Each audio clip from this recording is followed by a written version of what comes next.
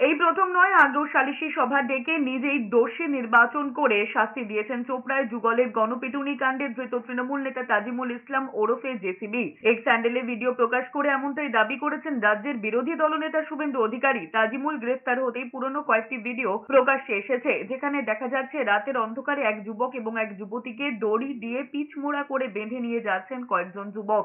অন্য একটি ভিডিওয় দেখা যাচ্ছে দুজনকেই একটি ঘরে ঢুকিয়ে লাঠি দিয়ে ব্যাপক মারধর করা হচ্ছে।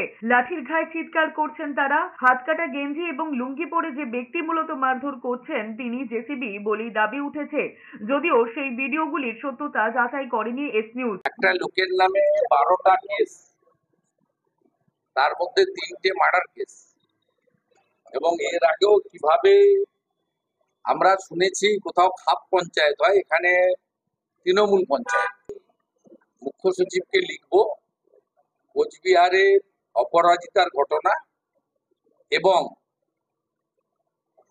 চোপড়ার মেহরুন্নেসার ঘটনা, এই দুটো ঘটনাই সিবিআই কে ট্রান্সফার করার জন্য বাংলার মহিলা মুখ্যমন্ত্রী যেন রেকমেন্ড করেন।